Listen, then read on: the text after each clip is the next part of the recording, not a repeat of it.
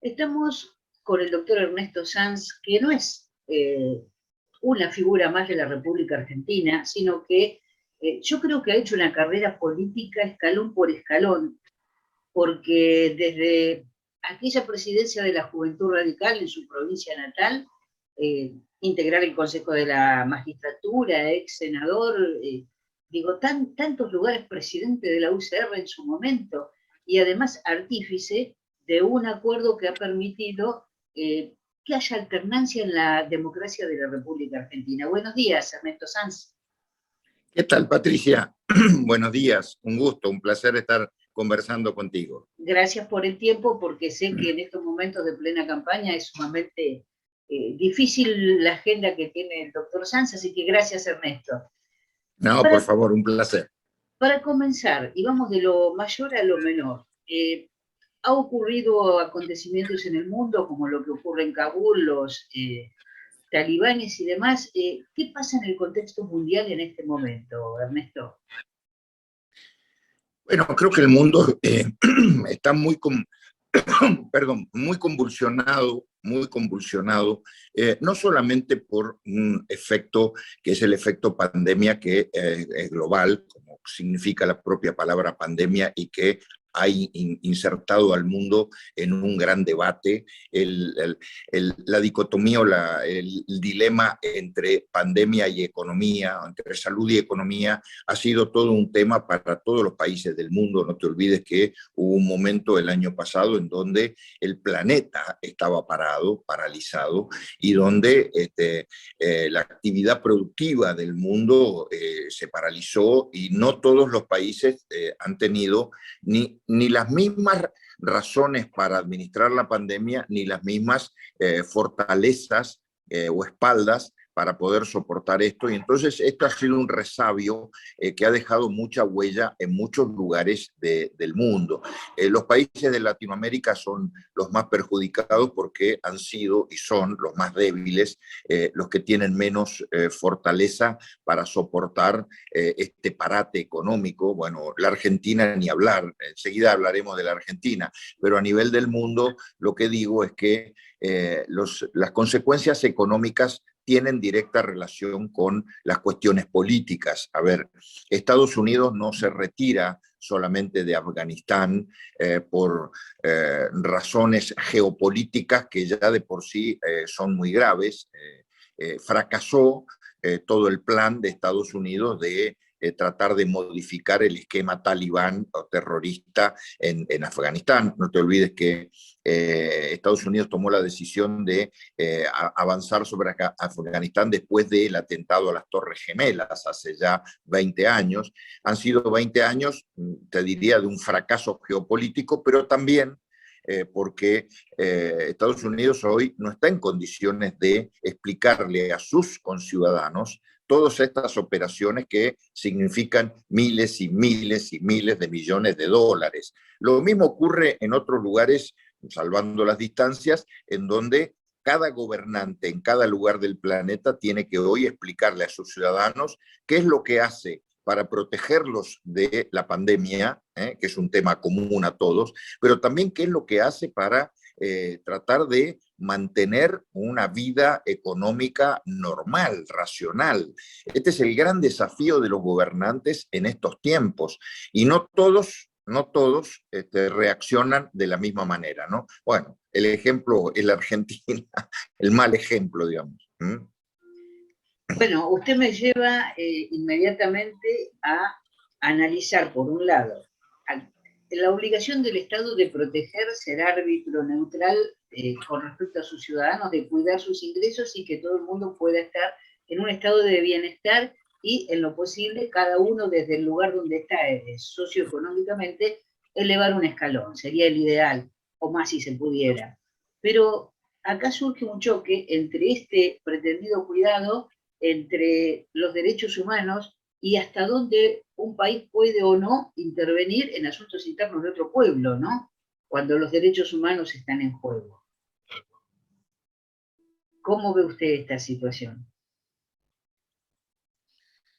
Bueno, en el contexto del mundo, la cuestión de los derechos humanos todavía, hasta el día de hoy, no tienen un patrón único de interpretación. Lamentablemente, porque si hay algo que no debiera ser motivo de distintas interpretaciones, es la concepción de derechos humanos.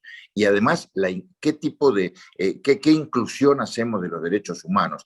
En algún momento, el tema hace ya varios años atrás, parecía que los derechos humanos, la palabra derechos humanos estaba limitada o constreñida solo al tema de las dictaduras y las desapariciones y las muertes y el terrorismo. Hoy el concepto de derecho humano, de derechos humanos, es mucho más amplio y tiene que ver con el derecho a la vida, el derecho al medio ambiente, el derecho a la salud, el derecho a una economía digna y sana, a la igualdad de oportunidades. Los derechos humanos hoy en realidad son muy amplios y, como te digo, Patricia, no debieran ser motivo de interpretaciones distintas, sea el que fuere el lugar en donde uno vive en el planeta. Pero lamentablemente el mundo es tan desigual como lo que vemos en las películas, ¿no? Y entonces a veces la vara de los derechos humanos cambia, depende cuál sea la mirada, ¿no? Y esto te marca, a ver, por ejemplo, en Latinoamérica nosotros tenemos dos modelos en donde el tema de derechos humanos está en el tapete, que son Venezuela y Cuba. Venezuela y Cuba. Ahí hay temas de derechos humanos que no son solamente el tema de la represión. De por sí es un tema, a ver, que haya persecución y represión contra el que piensa distinto en Cuba, que ocurre hace muchos años, o ahora en Venezuela, que haya bueno, Nicaragua también, ¿no? Encarcelamiento de opositores. Ese es un tema. Pero fíjate que no todos los países en Latinoamérica, estoy hablando, reaccionan de igual manera. La Argentina, volvemos otra vez a nuestro país, la Argentina tiene una vara distinta para medir. Es muy celosa, el gobierno actual es muy celoso en la interpretación de los derechos humanos puertas adentro de nuestro país, pero no tiene la misma vara para medir derechos humanos en Nicaragua, en Cuba o en Venezuela. Y así han sido las votaciones contradictorias, incoherentes, imposibles de explicar en los organismos internacionales en los últimos tiempos, en el caso de Venezuela, Nicaragua o Cuba. Por lo tanto, definición final o reflexión final. La palabra derechos humanos está muy distorsionada, ¿no? Y ojalá que la humanidad pueda llegar a un punto en donde haya una única y sola interpretación protectiva de los derechos humanos. En este cambio que ha habido culturalmente en el mundo, y coincido plenamente con usted, antes era mucho más fácil ubicar las dictaduras porque se ponían uniformes. ¿Qué pasa con los gobiernos que a lo mejor son elegidos por el sistema democrático y no se ejercen en forma democrática? Es decir, no hay participación de los ciudadanos, no hay igualdad ante la ley en idénticas circunstancias. Digo, hay tantas cosas que podríamos poner como ejemplo, pero no necesariamente las dictaduras se manifiestan como en el pasado. O sea, puede haber un recorte innecesario de libertades en aras de, y lo traigo de Argentina, ¿cómo ve usted ese panorama? A ver,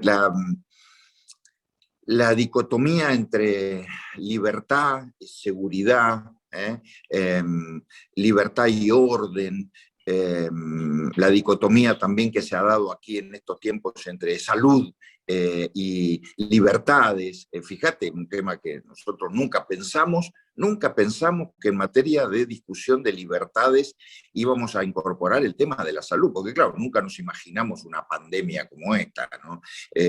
Yo de los años que vivo discutiendo y debatiendo en política, he tenido debates de todo tipo y de todo calibre, pero nunca vinculados a salud y libertad.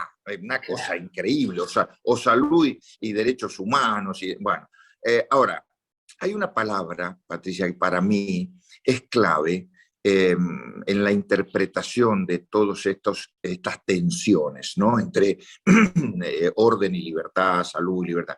La palabra se llama equilibrio, y si vos querés mejor que eso, sentido común. Sí. El arte de gobernar, o la gobernanza, como se llama, viste que ahora se llama la gobernanza, ¿no? Se le dice académicamente.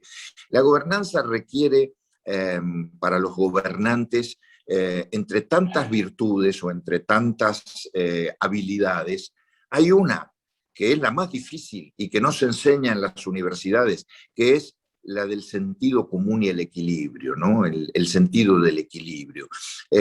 Un gobernante siempre tiene en su mesa que tomar decisiones, y a veces las opciones no son fáciles, ¿no? Es negro, blanco, negro, son opciones de hierro, pero uno siempre tiene que tener el sentido común y el equilibrio de que al final del camino esas decisiones tienen que, en todo caso, hacerse cargo de una emergencia, pero rápidamente salir de la emergencia y volver a la normalidad.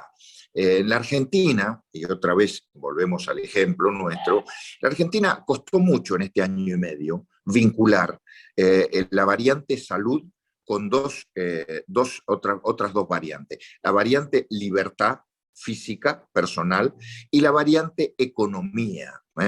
Ha sido muy difícil. ¿Por qué? Porque el gobierno nacional, que es quien debiera haber de alguna manera fijado las reglas, no te olvides que nosotros somos una nación federal. Cuando vos vas a estudiar la Constitución, te encontrás con esto de que somos una nación federal. ¿Qué significa? Significa que debemos ser siempre inteligentes en hacer coexistir la idea de nación, que nos une a todos por igual, con la idea de federalismo, en donde ahí hay diferencias, porque ahí es donde empiezan a jugar las distintas realidades de los estados federales. Bueno, en este tema, la nación debió haber sido la rectora, la guía, la que abriera un poco el camino, y después las provincias también, en algunos casos acompañando, en otros teniendo su propia impronta. Ahora, cuando vos ves que quien tiene que abrir el camino, la guía, el que está por arriba, el gobierno nacional, luce desorientado, luce no solo desorientado, ahora nos estamos enterando por las fotos y los videos que absolutamente incoherente, ¿no? Con sus propias decisiones. Bueno, el país pierde su guía, el país pierde su conducción, su liderazgo, porque en definitiva, ¿qué es ser líder? ¿Qué es ser dirigente? Es el que va adelante, es el que dirige y el que busca el camino, elige el mejor camino, el que conduce a los otros. Ahora, si vos tenés que ese líder, ese conductor, esa guía, ese gobierno nacional está totalmente fuera de, está en la banquina, digamos, es muy complicado. Claro, usted me termina de sacar la pregunta siguiente, pero me encantó. Le pregunto, ¿está vacío el sillón de Rivadavia? Está vacío de legitimidad por primera vez, fíjate. Bueno, hay cosas que yo te voy diciendo que me asaltan. Yo soy profesor de Derecho Constitucional, ¿no? Entonces, muchas de las cosas que te digo a veces las converso con mis alumnos. La Argentina tiene un sistema presidencialista, es un régimen presidencialista. La Constitución nuestra es una constitución, más allá de que la reforma del 94 la ayornó bastante, pero es una constitución hecha a imagen y semejanza, por ejemplo, la Constitución de Estados Unidos, ¿no? Que tiene un sistema presidencialista puro, y nosotros somos un país muy acostumbrado a eso, y por eso es que ha sido muy notorio la existencia de liderazgos fuertes en lo personal. A ver, los peronistas siguen hablando de Perón, los radicales seguimos hablando de Alfonsín, los socialistas tienen también lo suyo, digamos, los liderazgos personales han sido muy, muy fuertes. Y entonces, la figura presidencial es un poco la síntesis de eso, ¿no? El presidencialismo te lleva a que quien ocupa ese lugar, lo que vos dijiste, el sillón de Rivadavia, tiene que obligatoriamente tener esa impronta de jefatura, de poder real, porque la propia Constitución se lo inviste. Ahora, estamos viviendo un momento donde esto es al revés de la historia, ¿no? Yo, mira, solamente mirando para atrás veo dos momentos de la historia, por lo menos de la historia más reciente, son bastante parecidos. Uno, el periodo de Cámpora, que fue un periodo de poco tiempo, pero en donde el sillón de Rivadavia no era de Cámpora, sino que era de otra persona que estaba en España y que había que traerla, que era Perón. Y luego el otro momento, también por aquellas épocas, el de Isabelita, ¿no? De Isabelita, que obviamente ocupó un lugar que no le correspondía, que bueno, le tocó por la historia, además. Esos dos momentos terminaron muy mal en la historia argentina. Son momentos en donde la defección de la figura presidencial termina por hacerle daño al sistema. En este caso particular que estamos viviendo, salvando todas las distancias, es un caso distinto, porque no es que el sillón de Rivadavia esté vacante y no haya nada. Es que está vacante porque el poder está en otro lado, en este caso en la vicepresidencia, ¿no? Los atributos del sillón de Rivadavia, los teóricos, ese poder real, no están allí en la Casa Rosada, sino que están desde el primer día de gobierno, Patricia. A ver, no nos engañemos ni nos llamemos a engaño. Desde el primer día de gobierno el poder real está en la figura de la vicepresidenta. Una situación anómala, que no tiene que ver con, ya te digo, con nuestro sistema. Bueno, veremos, les quedan 2 años de gobierno, veremos cómo se administra eso, ¿no? Sí, sí, todavía está a tiempo de asumir y ejercer el poder o esto continúa siendo un delegado, ¿no?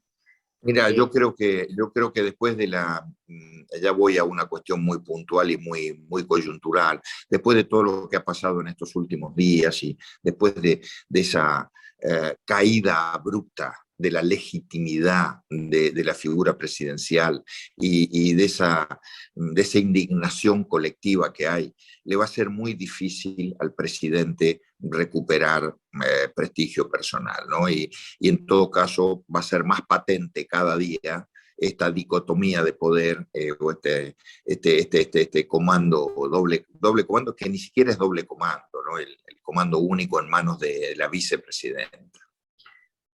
Esto me lleva, Ernesto, a pensar, yo he escuchado a muchos colegas, a la prensa en general, que frente a una elección como las PASO, olvidando que alguna vez los partidos políticos tenían elecciones internas que hoy han quedado únicamente para autoridades partidarias, pero que lo lógico y natural antes de la ley que imponía las PASO era que cada partido político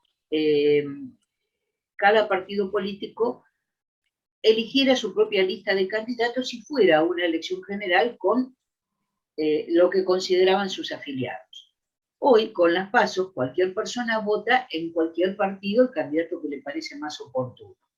Esto puede presentar algunas aritas que no sean del todo justas, pero con este sistema, muchos periodistas se preguntan ¿por qué no fueron a una lista única, a una lista unidad?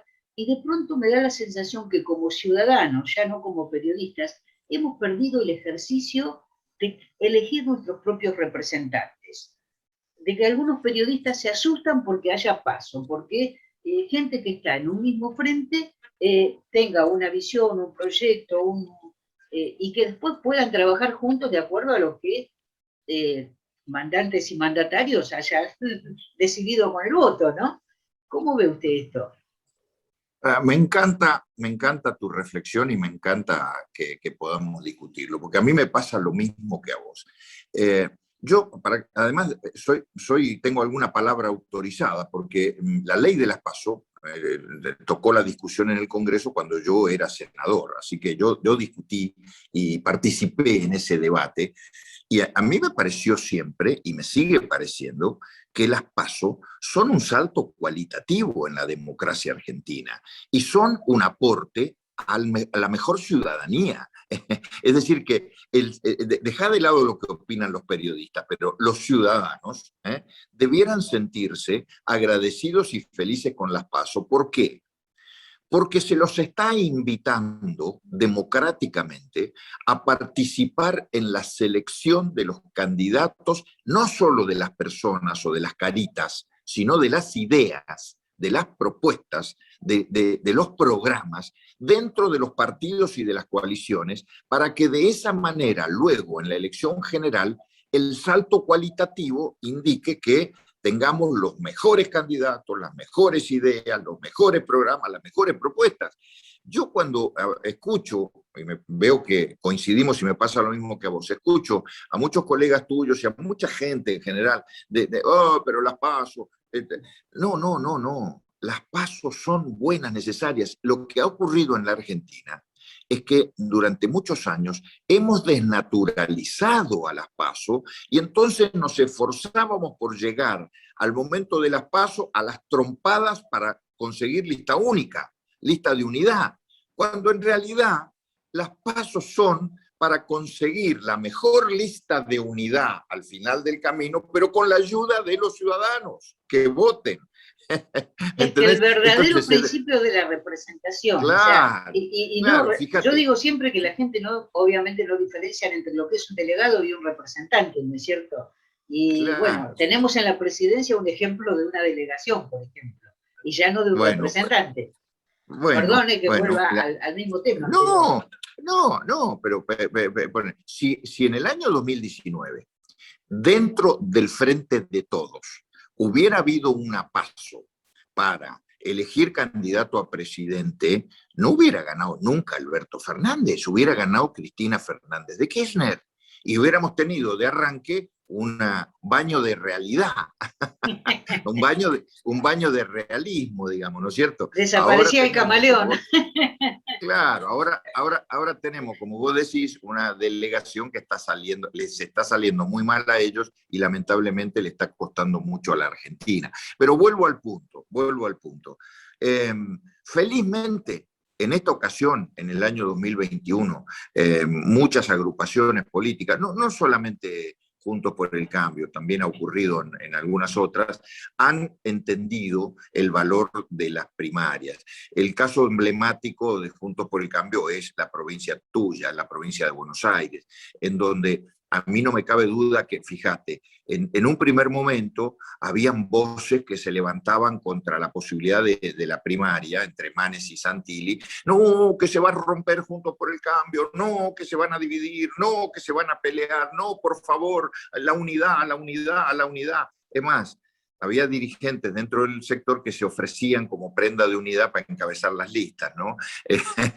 Ernesto, eso es de conocer la historia y la esencia de la Unión Cívica Radical, porque, claro, a ver, dígame usted si yo me equivoco desde esta mirada periodística, pero me da la impresión que el único partido nacional que tiene un teléfono en Tierra del Fuego, en La Quiaca o en cualquier rincón, porque ustedes tienen un comité radical en cada rincón del país. Y tienen una estructura capaz de controlar un acto electoral. Sí, y creo que eso se transforma en una oferta, en una ofrenda muy positiva cuando uno forma parte de una coalición. A ver, el radicalismo ofrece esa territorialidad, ofrece esto que vos acabas de describir tan bien, pero lo ofrece para la potenciación de la coalición. Volvamos al ejemplo de la provincia de Buenos Aires. La historia o el día a día está mostrando que lejos de ser una cosa negativa, lejos de ser un peligro de ruptura o de ruptura de la coalición, la competencia entre Manes y Santilli está llevando a que la sumatoria de los votos de ambos esté empezando a superar a el total de los votos del Frente de Todos. Eso es extraordinario, Patricia, extraordinario. Mira, te voy a contar una pequeña historia hacia atrás. Cuando se forjó Cambiemos en el año 2015, nosotros tuvimos que decidir si hacíamos una PASO presidencial o no. La verdad, entre nosotros, y todo el mundo lo sabía, había un candidato que era número opuesto, que era Macri, está claro, y eso estaba claro y nadie lo dudaba.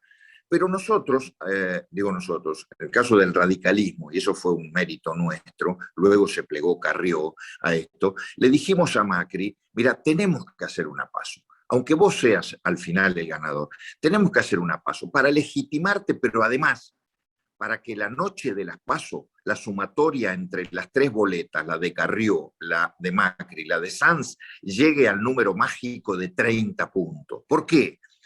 Porque Macri solo no llegaba a los 30 puntos, aunque hubiera ido solo. En cambio, la competencia entre los tres hizo que los tres sumáramos 30 puntos. Y esa noche se empezó a escribir la historia de Macri presidente. ¿Por qué? Porque luego los 30 puntos de la primaria de agosto se transformaron en 35 en la primera vuelta de octubre, y ese 35 fue el número mágico para abrir por primera vez en la Argentina el balotaje presidencial. Y nosotros sabíamos que si había balotaje en la Argentina, había muchas más posibilidades de llegar a la presidencia, porque había una mayoría silenciosa en la Argentina que quería cambiar. Bueno, los Durán Barba y los Peña de la vida no querían esa PASO, no la querían. ¿Por qué? Porque tenían miedo de que en el fragor de la PASO, alguno de nosotros dos, Carrió o yo, se expresara en términos fuertes contra Macri y eso lo desluciera. Y nosotros dijimos lo siguiente, que es lo que está ocurriendo hoy felizmente en la interna de la provincia de Buenos Aires. Vamos a hacer una PASO racional, madura, inteligente, que sume y no que reste. Y así fue. Bueno, y así fue la historia del 2015. Hoy, salvando las distancias, no es una PASO presidencial, pero lo de Manes y Santilli se ha convertido hoy en la disputa nacional. A ver, vos vivís ahí en esa zona, pero yo te puedo asegurar que tengo contacto con todo el país, que no hay un lugar de la Argentina donde no se esté hablando de la primaria entre Manes y Santilli, lo cual está muy bien, está muy bueno, porque fortalece, dinamiza. Y bueno, la noche de las PASO de septiembre, ahora en pocos días más, estoy seguro que va a mostrar la sumatoria de ambas listas y si llegamos a ganar en la sumatoria al frente de todo en la provincia de Buenos Aires, es una hazaña, es una cosa épica, eso, ¿no? Usted me dejó picando algo de las historias del pasado y quiero hacer una pregunta sobre eso. ¿Macri se asustó después de Gualeguaychú? Cuando vio la potencia. Sí, claro. Sí, claro. Bueno, eso explica muchas cosas después, ¿no? En la cabeza de Macri nunca hubo, a ver, sería injusto ponerlo, decir Macri, ¿no? El PRO, pongámosle el PRO. En la cabeza del PRO nunca hubo un concepto claro respecto a una coalición. Ellos, es más, ellos habían intentado en el año 2014, un año antes de Gualeguaychú, habían intentado seducir a varios radicales individualmente para que pudieran, o sea, para quebrar de alguna manera la unidad radical y poder tener votos. Entonces, algunos radicales iban a terminar en el PRO, otros con Massa, otros lista 3. Y Gualeguaychú y la presidencia mía en el Comité Nacional evitó eso, impidió eso, porque sacó una decisión unánime. El radicalismo, vamos todos para allá o vamos todos para acá, pero vamos todos juntos. Y el radicalismo es todo un partido y una sola organización. Y claro, cuando ocurre lo de Gualeguaychú, el PRO se asusta porque ya se nos vienen los radicales y nosotros no queremos compartir el gobierno, queremos hacer una coalición, pero no para compartir el gobierno. Y te diría que a partir de ahí arrancaron discusiones que siguen hasta el día de hoy, ¿no? Que siguen hasta el día de hoy, con distintos tenores, acerca de cuál es el contenido de esta coalición, ¿no? En los años de Macri presidente, no lo pudimos discutir mucho porque, bueno, tocó gobernar y en eso la coalición se refugió como coalición en el Parlamento y no en la Casa Rosada. La Casa Rosada prácticamente fue un gobierno de uno de los tres factores de la coalición, que fue el PRO, pero en el Congreso sí funcionamos como coalición. Y yo te diría que ese funcionamiento parlamentario como coalición fue la explicación de haber llegado a cumplir 4 años de mandato y haber entregado el poder, ¿no? En otras épocas, un gobierno no peronista, con el peronismo afuera tirando piedras, le costaba mucho llegar al final del mandato. Pero una razón histórica por la cual hay que mirar hacia atrás y ver por qué Macri cumplió, más allá de la valoración del gobierno de él, ¿por qué cumplió los 4 años? Porque hubo una coalición parlamentaria que bancó su gobierno. ¿Mm? Volviendo al presente y a este paso que tenemos por delante, cuénteme cómo ve la reacción de la gente frente al candidato que presenta su sector y, y la paso que se viene. ¿Cuál es la Estamos mirada? hablando de, estamos hablando de la provincia de Buenos Aires. Sí, señor. Bueno, y de Facundo, y de Facundo Manes. Y de Facundo Bueno, Manes. ¿Por qué, más allá bueno, haberlo conocido, creo que usted me lo presentó a Facundo Manes, y tengo la imagen, digamos, del hombre joven que puede hacer, del que tiene ganas, y de que él pone mucho en juego, porque, a ver, esto de la política me da la sensación que cuando uno tiene un prestigio en el plano de la ciencia, dar el paso hacia la política no debe ser una decisión fácil. no lo fue para Facundo, no lo fue. Él tuvo varios intentos en el pasado inmediato, de hecho, en el año 2017 casi forma parte de la boleta también de la provincia de Buenos Aires. Eh, eh, Tiene una profunda pertenencia radical histórica de toda su vida, él y su hermano. Si bien su hermano tuvo más militancia activa que él, pero no ha sido fácil tomar la decisión en este año, pero lo que él dice públicamente es lo que realmente él siente y lo que hemos hablado en privado.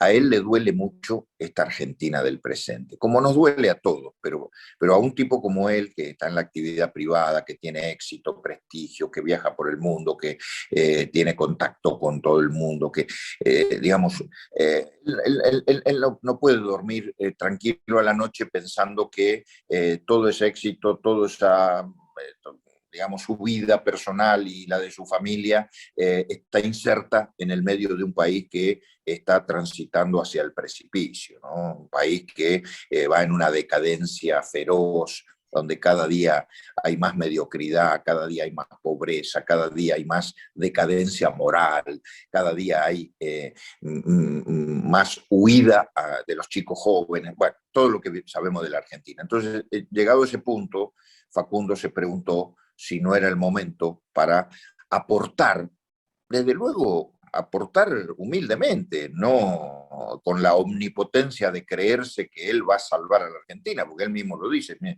yo me voy a morir y lo único que aspiro es que la Argentina esté encaminada por la buena senda, más allá de que va a faltar mucho todavía para ser un país pleno, ¿no? Porque es tanta la decadencia, Patricia, que mira, esta semana Jesús Rodríguez, el presidente de la Auditoría General de la Nación, presentó un trabajo donde hablaba de la Argentina es el país que en Latinoamérica más ha sufrido los avatares económicos de la pandemia, fruto de la mala praxis del gobierno, y la Argentina es paralelamente el país al cual más le va a costar volver a una normalidad económica. Mira vos qué triste paradoja. Entonces, en ese esquema, Facundo decide involucrarse en la política y dice, bueno, yo quiero aportar mi granito de arena, quiero todo lo que traigo de afuera, lo quiero aportar. Y si esto va a significar que yo pierda prestigio, que me peguen, que me digan lo que me digan, que la política salvaje me trate de destruir, bueno, no importa, habrá que aguantársela, habrá que tener el cuero duro, pero vamos a seguir adelante porque la Argentina necesita que nos involucremos todos. Esto que forma parte de su discurso, es tal cual lo que ocurrió en las reuniones privadas de principios de año. A él lo motivó mucho, de paso, lo que ocurrió en la interna radical de la provincia, ¿no? Está claro. La presencia de Maxi Abad, liderando el radicalismo de Buenos Aires, a su hermano Gastón acompañándolo a Maxi en la campaña, a Daniel Salvador, a tanta gente joven, chicas y chicos jóvenes por todos lados. Bueno, a él lo ha motivado enormemente y es de alguna manera la base, la plataforma de sustentación de su ingreso a la política. Él no podría haber ingresado a la política como, digamos, como mucha gente lo ha hecho desde algún prestigio privado, pero huérfano de sustentación. Facundo lo hace con la plataforma y la sustentación nada más y nada menos que de la Unión Cívica Radical de la provincia de Buenos Aires, en una etapa de revitalización y de vuelta a la relevancia de la mano de Maxi Abad, que para mí es el dato más importante de estos tiempos, ¿no? Sí, toda una generación que se involucra y se da contención en el marco, por supuesto que de la Unión Cívica Radical, como usted plantea. Esto me hace pensar, la ciudadanía, aquel que, votante, más allá de la decisión que tenga tomada, no sé si tiene claro la implicancia de estas elecciones de medio término. Es decir, se le suele, como usted bien dijo, país presidencialista, se le suele dar mucho énfasis cuando hay una elección de ejecutivo, ¿no? Sin embargo, en este caso, que es la legislatura, ¿no es cierto?, lo que se va a elegir. Yo veo que a veces se le hacen preguntas a los candidatos a legislador como si fueran a ser presidente. ¿Cree usted que la ciudadanía lo tiene claro o, mejor aún, podemos explicarle a la gente cuál es la consecuencia de la elección en la vida cotidiana de las personas cuando nosotros tenemos una X cantidad de representación de legisladores? O sea, ¿qué libertad le estamos dando por efecto transitivo al Poder Ejecutivo y cuáles son los límites que le ponemos para que realmente la gente vaya y vote y sepa la consecuencia que va a tener en su vida diaria lo que vota? Mira, yo te lo podría explicar desde el punto de vista de la teoría institucional, esto que vos acabás de esbozar, que es una elección de medio término, es una herramienta para generar equilibrio parlamentario, porque lo que se vota son parlamentos en todos lados, ¿no? Para el Congreso Nacional, legislaturas provinciales, consejos deliberantes en los municipios. Entonces, explicado desde la teoría institucional, te diría, bueno, este es un momento para que el ciudadano haga una suerte de reflexión, decir, a ver, ¿dónde hay desequilibrios? Y vamos a buscar equilibrio, porque la búsqueda de equilibrio en el Parlamento supone que nadie tenga la mayoría absoluta, nadie abuse del poder, que el poder esté distribuido, repartido, que obligue a los políticos a buscar acuerdos. O sea, te lo podría explicar desde ese lugar, y es así, y no le fallaría ni un milímetro a la explicación. Pero déjame que ensaye otra explicación, que es más profunda desde lo político en la Argentina de hoy. La Argentina de hoy transita por un escenario de dos proyectos antagónicos de país. La famosa grieta, que muchos la quieren explicar, una grieta en los medios de comunicación, en las redes, un tuit contra, a ver, te lo voy a poner, el tuit de Fernando Iglesias contra el tuit de Pablo Dugan, ponele, por decírtelo, hola, por decirlo por decírtelo en términos simbólicos. Esa grieta es una grieta que para mí es hojarasca, digamos, en todo caso es una consecuencia. La verdadera grieta, la verdadera, la que duele y la que hay que resolver, es la coexistencia de dos modelos antagónicos del país. Acá hay dos modelos de Argentina en pugna, en juego. Hay un modelo que lo representa con toda claridad el gobierno actual, el kirchnerismo más que el gobierno actual, el kirchnerismo, la cámpora, es un modelo en donde tienen como eje al Estado paternalista, al Estado asistencialista, al Estado planero, al modelo de administración de la pobreza para que los pobres sigan siendo siempre pobres mientras yo los pueda administrar. Un modelo en donde hay un Estado omnipotente que todo lo puede, al final vos te das cuenta que nada puede, un modelo en donde no se entienden las cadenas de valor productivas, no se entiende el valor de la cultura del trabajo, no se entiende el valor de las pymes, no se entiende el federalismo, digamos, un modelo que es el que vos estás viendo hoy en el gobierno. Y en la vereda de enfrente hay otro modelo distinto, ¿no? Agregale para el modelo kirchnerista, agregale el de la colonización de la justicia, la suma del poder público a partir de las tres poderes del Estado. Bueno, bien. En la vereda de enfrente tenés un modelo que cree en un capitalismo, por supuesto, humanizado, que creen que debe haber generación de riqueza y distribución de esa riqueza con equidad, que creen el valor de las pymes, que creen el valor de las cadenas de valor de la producción en el interior del país, que cree en la justicia, en la libertad, en la movilidad social, en el progreso, que cree en el alineamiento multilateral con el mundo. Bueno, esos dos modelos están en pugna hoy, Patricia, están en pugna. Esa es la grieta que hay en la Argentina. Y mientras la Argentina no resuelva cuál de esos dos modelos es el que nos va a acompañar, pero no por 4 años, no, 4 años no, es un mandato presidencial formal.